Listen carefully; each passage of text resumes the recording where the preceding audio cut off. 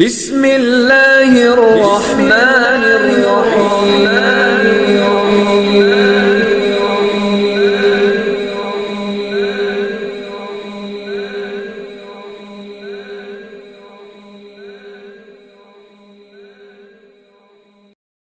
লক্ষ কোটি তার থেকেও অনেক অনেক অনেক গুণ বেশি দুরূদ আর সালাম পাঠ করছি আমাদের প্রিয় নবীর প্রতি, যিনি শামসুদ্দোহা, যিনি বদরুদ্দুজা, যিনি নূরুল হুদা, যিনি হাবিবে খোদা, যিনি সৈয়দুল কাউনাইনি ওয়াস সাকালাইন, সৈয়দুল আম্বিয়া ওয়াল মুরসালিন, রাসূল রাব্বিল আলামিন, সৈয়দুনা নবিয়ুনা শফিউনা হাবিবুনা তবিবুনা ওয়া তবিবু কুলুবিনা ওয়া কুদওয়াতুনা ওয়া সানাদুনা ওয়া মাওলানা মুহাম্মদ সাল্লাল্লাহু আলাইহি ওয়া আলিহি ওয়া সাল্লামের প্রতি, যিনি গোটা জীবন কাটিয়েছেন উম্মতের মহাব্বতে, সারা জীবন কেঁদেছেন উম্মত উম্মত বলে, এখনো কাঁদছেন মদিনাতুল মুনাওয়ারায়। কিয়ামতের দিন সবাই যখন নফসি নফসি বলবে, তিনি সেদিন ডিফারেন্ট একটা আওয়াজ দিয়ে বলবেন, রব্বি হাবলি উম্মতি, রব্বি হাবলি উম্মতি, আয় আল্লাহ আমার গুনাহগার উম্মত, আমার গুনাহগার উম্মত।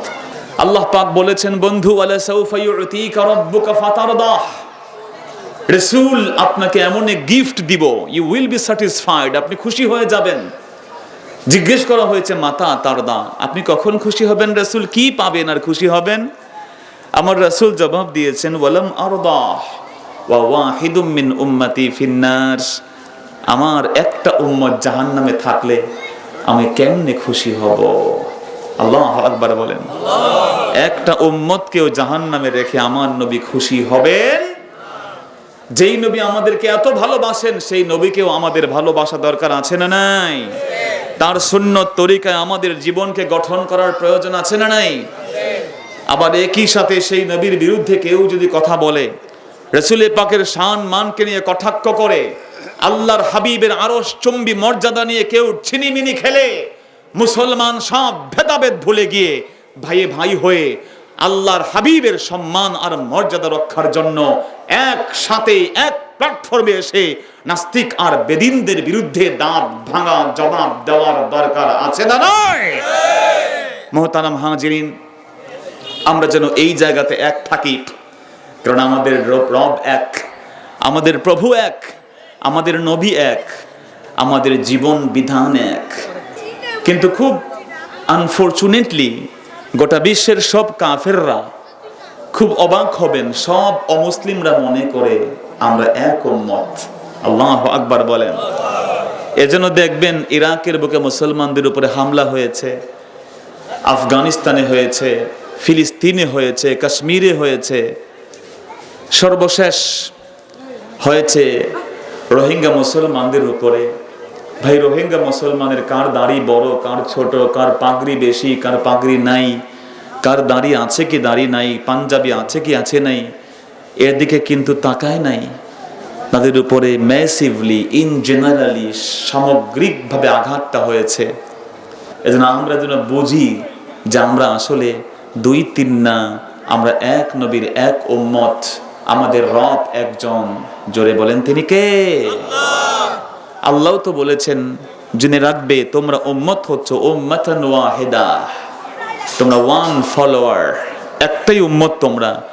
আমরা যেন অপর ভাইকে অন্তত এই একটা দিক থেকে মহব্বত, ভালোবাসা প্রকাশ করতে পারি। জোরে কোন আমিন। মুহতারাম হাজিরিন, আমরা আজকে তেলাওয়াত শুনেছি সূরাতুল বাকারার 245 নম্বর আয়াত।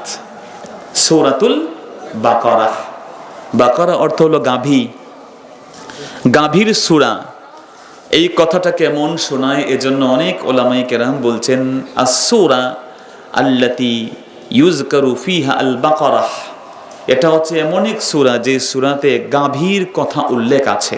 আল্লাহু আকবার বলেন। মুহতারাম হাজিরিন, সব কিছুর কথা আল্লাহ পাক কোরআন শরীফে বলেছেন। আল্লাহ বলেছেন, আমি আমার কোরআন শরীফে কিচ্ছু বাদ দেই নাই, কিচ্ছু বাদ দেই নাই। পৃথিবীতে যে মানুষ যা খুঁজবে তার সমাধান অন্য কোথাও না পেলে সে কোরআন শরীফে খুঁজে পেয়ে যাবে। সুবহানাল্লাহ বলেন। এজন্য কোরআনুল কারীমকে বলা হচ্ছে হুদাল লিন নাস, it is a complete guidance for the human being, তামাম বিশ্ব জগতের সমস্ত মানুষের জন্য একটা গাইডলাইন। সুবহানাল্লাহ বলবেন না? কেবল মুসলমানদের জন্য না, কেবল মুত্তাকি পরহেজগারদের জন্য না, এটা কুল কায়নাতের সব মানুষের জন্য এটাকে গাইডলাইন, দস্তুর, কনস্টিটিউশন করে পাঠিয়ে দিয়েছেন কে? আল্লাহ। এই জন্য আমার মুসলমান ভাইয়েরা, এই কোরআনুল কারীম যার মধ্যে আল্লাহ রাব্বুল আলামিন সব উল্লেখ করেছেন, এমনকি আম্মা জান আয়েশা রাদিয়াল্লাহু আনহা বলেন, দুনিয়ার কোন গোলাম যদি তার জুতার ফিতাটাও হারিয়ে ফেলে, ওই জুতার ফিতাটা খুঁজে না পায়, সে যেন কোরআন শরীফ পড়া শুরু করে জুতার ওই ফিতাটা, হারানো ফিতা ফিরিয়ে দিবেন তাকে কে? আপনার প্রশ্ন হতে পারে, জুতার ফিতা এটা আবার কোরআন শরীফে পাওয়া যাবে কেমনে? ভাই আমার, পাওয়া যাবে এইভাবে যে একজন নাস্তিক এক মুসলমানকে প্রশ্ন করেছিল, তোমার কোরআন শরীফে নাকি সব কিছু আছে, বলো তো আজকে পেঁয়াজের দাম কত? কোরআন শরীফ উত্তর দিতে পারবে কিনা? কথা বুঝেন নাই? It is a very logical question. খুব দুষ্টামি করে নাস্তিকরা এমন প্রশ্ন করে। মুসলমান সন্তান জবাব দিল, অবশ্যই এই কথাটাও কোরআন কারিমে আছে। কোরআনুল কারিমে কোনো কিছু বাদ নাই। কোরআন কারিম কেবল মসজিদের এই কিতাব না, কেবল মাদ্রাসার কিতাব না, বরং এই কোরআন কারিমকে গোটা বিশ্ব জগতের অর্থনীতি, সমাজনীতি, রাজনীতি, পররাষ্ট্রনীতি, আন্তর্জাতিক নীতির গ্রন্থ হিসেবে নাজিল করে দিয়েছেন কে? সেই লোকটা বলল, অবশ্যই আছে, আমি মাদ্রাসার ছাত্র না, যদিও ইউনিভার্সিটিতে পড়ি, কিন্তু আমি জানি আমার আল্লাহ বলেছেন, মা ফাররাতনা ফিল কিতাবি মিন শাই, আমার কোরআন শরীফে আমি আল্লাহ কিচ্ছু বাদ দেই না। ছেলেটা তখন এক দোকানদারকে ফোন দিল, দিয়ে জিজ্ঞেস করলো পেঁয়াজের রেট কত?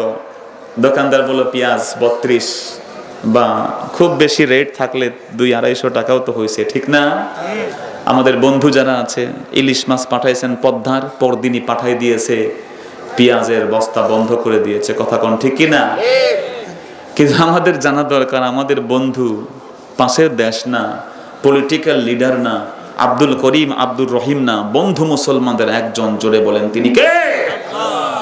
আল্লাহ জানিয়ে দিয়েছেন, আল্লাহু ওয়ালিয়ুল্লাযীনা আমানু ইউখরিজুহুম মিনাজ যুলুমাতি ইলান নূর। মুমিনদের বন্ধু আর কেউ নয়। মুমিনদের বন্ধু পৃথিবীতে কেউ কোনো বন্ধুকে, কোনো মানুষকে বন্ধু বানাতে পারে না। রাসূল নিজে বলেছেন, লাউ কুনতু মুত্তাখিজান খালিলা লাত্তাখাযতু আবা বকরিন খালিলা। যদি আল্লাহর কোন গোলামকে বন্ধু বানানো জায়েজই হতো, রে দুনিয়ার আমার উম্মতেরা শোনো, যদি এটি পারমিটেড হতো, লিগাল হতো, তাহলে আমি সবার আগে আমার আবু বকরকে বন্ধু বানিয়ে নিতাম। কিন্তু আবু বকর কেন? এই দুনিয়াতে কাউকে বন্ধু বানানো যাবে না। মুমিন যদি আল্লাহর গোলাম হয়, ঈমান এনে ফেলে, জানতে হবে মুমিনের বন্ধু একজন, তিনি কে? আমরা তো বন্ধুর জন্য সুইসাইড করে না? ছেলে মেয়ের জন্য, মেয়ে ছেলের জন্য, অমুক নেতা মারা গেছে, অমুক নায়ক মারা গেছে, কত মেয়ে গলায় ফাঁস লাগিয়ে মারা যায়, আছে না নাই? আরে ওগুলো তোমার ফেক ফ্রেন্ড।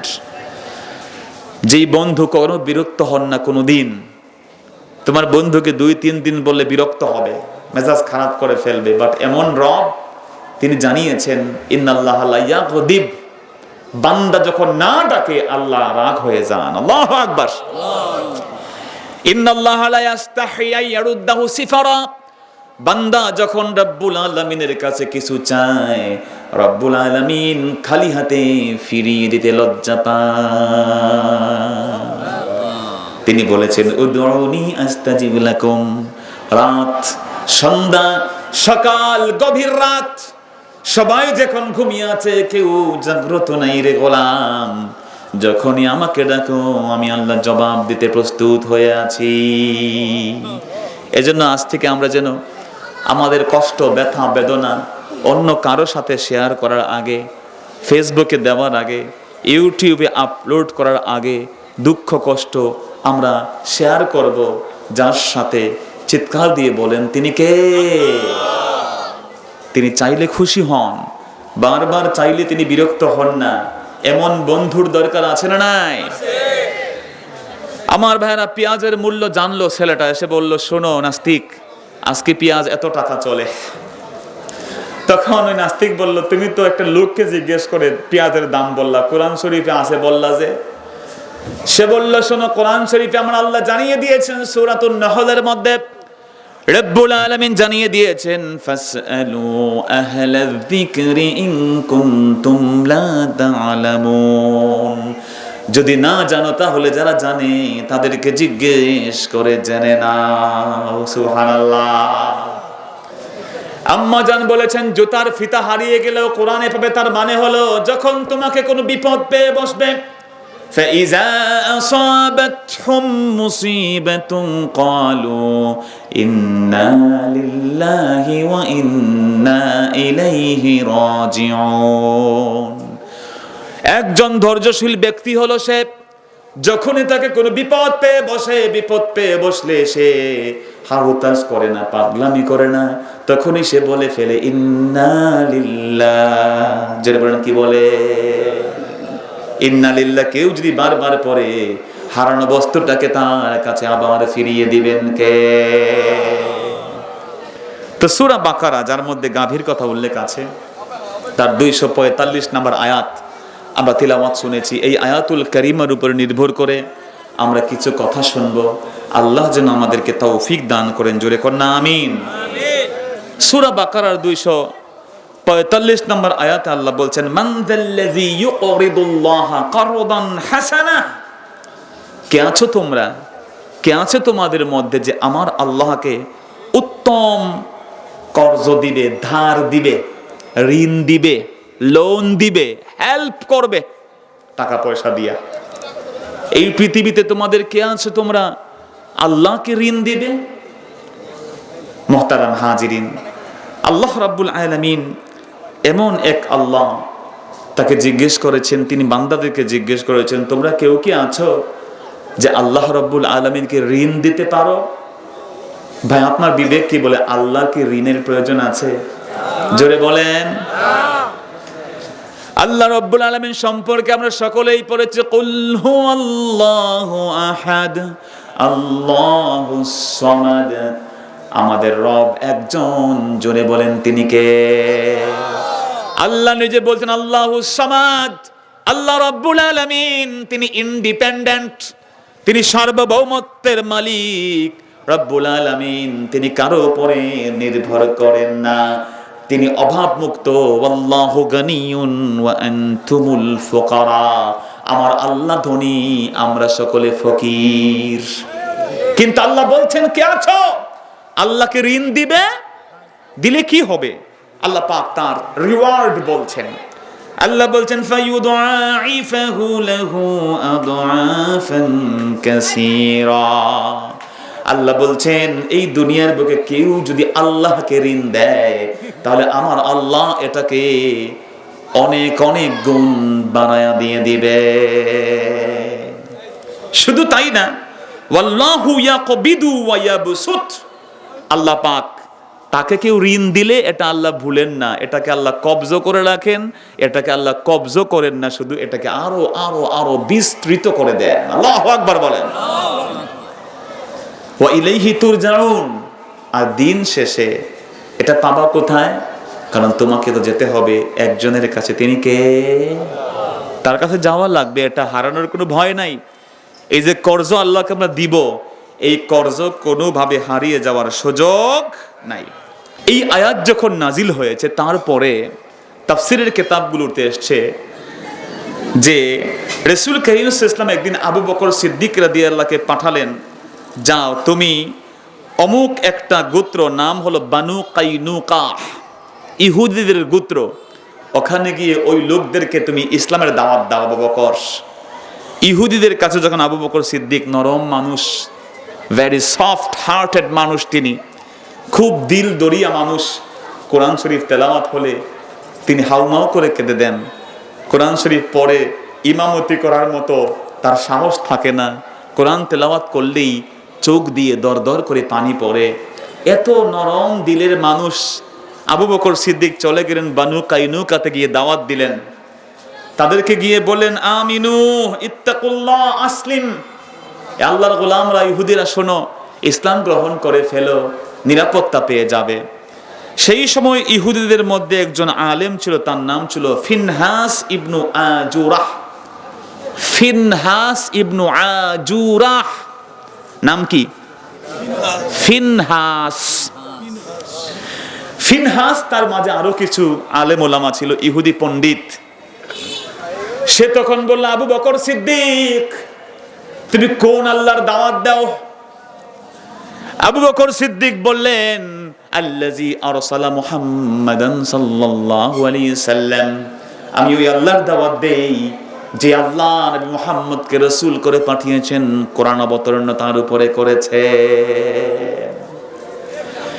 সেই সময় ফিনহাস বলল, রে আবু বকর সিদ্দিক, তোমার আল্লাহ তো গরীব হয়ে গেছেন, ওয়া নাহনু আগনিয়া, ইন্নাল্লাহা ফাকিরুন ওয়া নাহনুল আগনিয়া। তোমার আল্লাহ এমন আল্লাহ যে আল্লাহ গরীব হয়ে গেছেন, তার থেকে আমরাই তো বেশি ধনী। চিৎকার দিয়ে কন্যা নাউযুবিল্লাহ। ইন্নাল্লাহা ফাকির, তোমার আল্লাহ ধনী না, গরীব। তোমার আল্লাহ গরীব, তুমি এমন গরীব আল্লাহর ইবাদত করো, আমরা বরং ধনী, আমাদের কাছে চলে আসো, আমাদের ধর্ম তুমি অনুসরণ করো।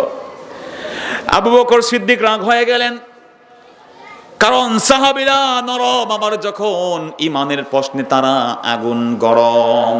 ঠিক কিনা বলে?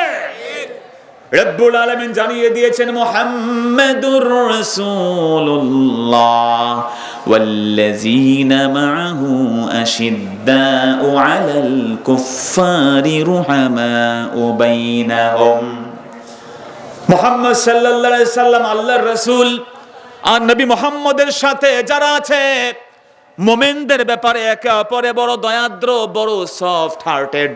বার যখন কাফেররা ইসলামের বিরুদ্ধে দাঁড়িয়ে যায়, মুসলমান তখন রুদ্রমূর্তি ধারণ করে কাফেরদের বিরুদ্ধে তিল পরিমাণ ছাড় দেয় না। ঠিক কিনা বলেন? আমার মুসলমান ভাইয়েরা, লা ইকরাহা ফিদ্দিন, আপনি বলবেন ধর্মে কোনো জোর জবরদস্তি নাই, কোন প্রকারের প্রেসার ক্রিয়েট করা যাবে না, প্রেসারাইজ করা যাবে না। কিন্তু আপনি যদি ধর্মের অনুসারী হয়ে যান, মুসলমান হয়ে যান, মুসলমান হয়ে গেলে বলতে পারবেন না সব ধর্ম সমান। যখনই আপনি ইমানের নূর আপনার মধ্যে এসে যাবে, বলতে হবে পৃথিবীতে একটাই ধর্ম শ্রেষ্ঠ এবং একমাত্র সঠিক ধর্ম। জোরে সোরে বলুন, তার নাম কি? ইন্না দীনা ইনদাল্লাহিল ইসলাম, লা ইকরাহা ফিদ্দিন, কাদ তাবায়্যানার রুশদু মিনাল গাই। হক থেকে বেহক পার্থক্য হয়ে গেছে, হারামগুলো হালাল থেকে দূরে সরে গেছে, নাপাকগুলো পাক থেকে পৃথক হয়ে গেছে। ইসলাম গ্রহণ কেউ করে ফেললে আর উল্টা পাল্টা করা চলবে না। কেউ মুসলমান হয় নাই, this is the different thing. আপনি কাউকে প্রেসারাইজ করে ইসলাম গ্রহণ করতে পারবেন না। But if you are a believer, যদি আপনি বিশ্বাসী হন, you have to obey the law, আপনাকে ইসলামের বিধি বিধান মানতেই হবে। কথা বলেন ঠিক কি না? সেনাবাহিনীর কর্মকর্তা আপনি না, ফর এক্সাম্পল, আপনি যা ইচ্ছা করতে পারেন, বাট যদি আপনি মিলিটারি একাডেমিতে ঢুকে যান অ্যাজ এ সোলজার, আপনি যা ইচ্ছা তাই করতে পারবেন না। তার ড্রেস কোড আছে, মানতে হবে। তার কিছু নিয়ম নীতি আছে, ওটাকে আপনাকে ফলো করতে হবে। ক্যাডেট স্কুল বাংলাদেশে আছে না নাই? আপনারা কথা বলছেন না, আছে না নাই? তো ক্যাডেট স্কুলগুলোতে নিয়ম নীতি আছে না নাই? আমার জন্য, আপনার জন্য নো, যারা ওখানে অ্যাডমিটেড হয় তাদের জন্য। যে ওখানের একজন ছাত্র, অবশ্যই তাকে এটা মানতে সে বাধ্য। ঠিক একইভাবে আপনি ইসলাম গ্রহণ করেন, আপনি এটা বলবেন না লাকুম দীনুকুম ওয়ালিয়া দিন। আরে লাকুম দীনুকুম ওয়ালিয়া দিন আপনি বলেন, এর আগে আর পরে কি আছে বলেন না কেন? লাকুম দীনুকুম ওয়ালিয়া দিন, তার আগে পরে কি আছে আপনি পড়তে হবে। তার আগে আমার আল্লাহ জানিয়ে দিয়েছেন, লা আ'বুদু মা তা'বুদুন। খোদার কসম, জীবন যাবে, যৌবন যাবে, সম্পদ যাবে, গোটা পৃথিবী একদিকে যাবে, তোমরা যে মূর্তির পূজা করো আমি তার পূজা করব না। ঠিক কি না বলে? মুসলমানকে ক্লারিফিকেশন দিতে হবে আগে। রব্বুল আলামিন তারপরে কি বলছেন, লা ইকরাহা ফিদ্দিন কাদ তাবায়্যানার রুশদু মিনাল গাই। তারপরে কি, ফামান ইয়াকফুর বিত্তাগুতি ওয়া ইউমিন বিল্লাহ ফাকাদ ইসতামসাকা বিল উরওয়াতিল উসকা। সবার আগে মুসলমান বললে হবে না, ইউ হ্যাভ টু ক্লারিফাই। প্রথম আপনাকে এটাকে স্বীকৃতি দিতে হবে, ইয়াকফুর বিত্তাগুত, সব তাগুতের সাথে আমার সম্পর্ক ছিন্ন করতে হবে আগে। তাগুত কি?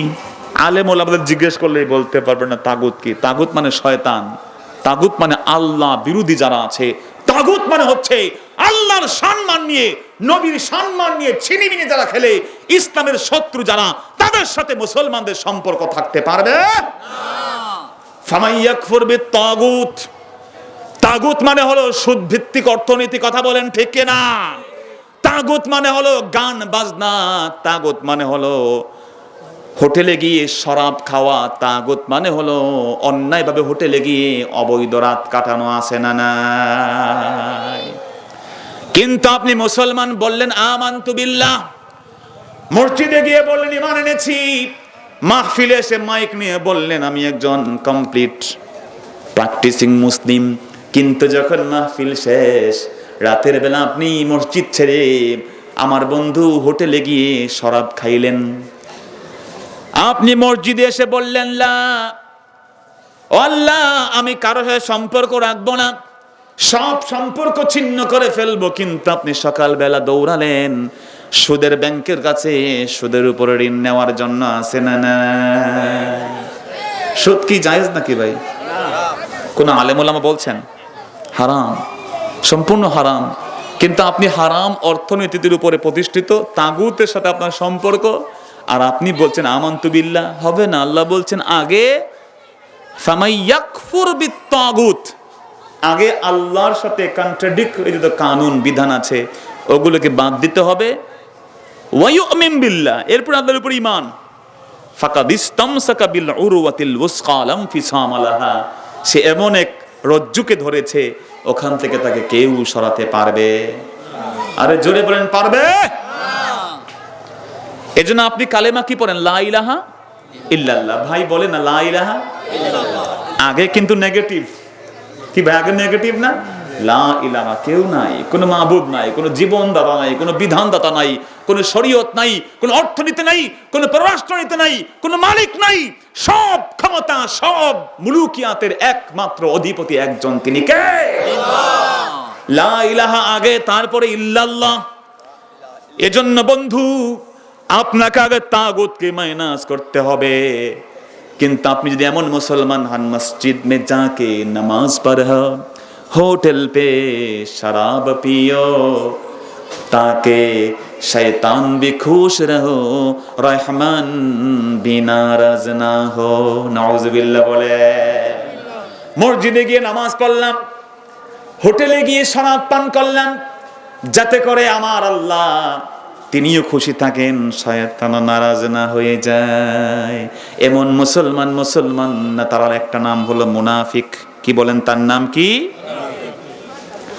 আবু বকর সিদ্দিক যখন তাগুতের এই উচ্চারণ শুনলেন যে আমার আল্লাহকে ফকির বলতেছে, রাগ হয়ে গেলেন। ওনার ছেলে একদিন এসে বলছে, আবু বকর কত নরম সাহাবী, চিনেন না ওনাকে আপনারা? রাসূল বলছেন আমি বন্ধু বানালে তারে বানাইতাম। ইজ হুমা ফিল গার, ওই যে আপনার গারে সুরে রাসূল যখন হিজরত করতে যান তখন আবু বকর সিদ্দিক ছিলেন। এমন একজন মহান সাহাবী, এত নরম দিলের সাহাবী। তার ছেলে এসে বলছেন, আবু বকর বাবা, কুনতু উকাতিলু মাআকা হিনা কুনতু মুসলিম কাফেরা, যখন আমি কাফের ছিলাম তোমার লগে যুদ্ধ করছি। আব্বা তোমাকে বহু চান্স পাইছি কিন্তু মারি নাই। কেন? ইউ আর মাই ড্যাড, তুমি আমার আব্বা, এই জন্য মারি নাই। আমি কাফের, তুমি মুসলমান, নবীকে প্রোটেক্ট করতে গেছো, তোমাকে ছেড়ে দিছি, তুমি আর আব্বা বলে আব্বা। এখন তো মুসলমান, এখন পূর্ণ ইমানদার হয়ে গেছি। কিন্তু আবু বকর সিদ্দিক কি বলেছেন শুনলে আপনি অবাক হবেন, আপনি স্ট্রেঞ্জ হবেন। আবু বকর সিদ্দিক রাদিয়াল্লাহু বললেন, আমার বেটা কান পেতে শুনে নাও, বাবা বলে তুমি আমাকে ছেড়ে দিয়েছো, কিন্তু খোদার কসম করে বলি আমার নূর নবীকে মারার জন্য তুমি তরবারি উঁচু করেছো। আমি আবু বকর সিদ্দিক বলেছি, তোমার জন্মদাতা পিতা, জন্মদাতা বাবা আমি তোমার পিতা, তোমার জন্য কলিজায় মহব্বত আছে। কিন্তু যখন তুমি তাগুতের পক্ষে চলে গেছো, আল্লাহ এবং তার রাসূলের বিরুদ্ধে চলে গেছো, তরবারি তাদের পক্ষে উঠিয়েছো রাসূলের বিরুদ্ধে, আমি সামান্য সুযোগ পেলে আল্লাহর কসম সন্তান তোমাকে ছেড়ে দিতাম না। জিহাদের ময়দানে বলছি, বাড়ি ঘরে গিয়ে মারার সুযোগ নাই। কথা বুঝেন তো ভাই? এগুলো ইসলামের মিস ইন্টারপ্রিটেশন করে কিছু তথা কথিত বুদ্ধি প্রতিবন্ধী, ঠিক কিনা বলে? এরা বলে দ্য শর্ট ভার্স, কোরআন শরীফের তরবারির আয়াত আছে। কি আয়াত? যেখানে মুশরিকদের পাও সেখানে মারো। আরে মুশরিকদের যেখানে পাও সেখানে মারো, এটা ইন জেনারেল না, সব জায়গায় পাইলেই মারা যাবে না। আল্লাহ তো এটাও বলেছেন, ওয়ালা তাসুব্বুল্লাযিনা ইয়াদউনা মিন দুনিল্লাহ, আল্লাহ ছাড়া কেউ কারো মূর্তিকে ডাকুক, একজন মূর্তিকে মুসলমান তুমি গালি দিতে পারবে না। এটা কেন বলো না তুমি? এটা হচ্ছে যুদ্ধের ময়দানে। আরে বাবা, যুদ্ধের ময়দানে তো কে কাকে বাঁচাবে? মার কাট, আক্রমণ, অ্যাটাক, এটাই তো যুদ্ধ। কথা বলেন ঠিক কিনা? যুদ্ধের ময়দানের আয়াতকে আপনি সব জায়গায় খাটাবেন না। এজন্য আল্লাহ বলছেন, মান কাতালা নাফসান বিগাইরি নাফসিন আও ফাসাদিন ফিল আরদ ফাকান্নামা কাতালান নাস জামিআ।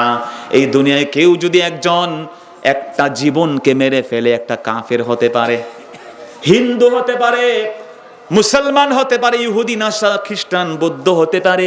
আল্লাহ বলেন নাই মান কাতালা মুসলিমান, কেউ একজন মুসলমানকে বাল্য, বলছেন মান কাতালা নাফসা।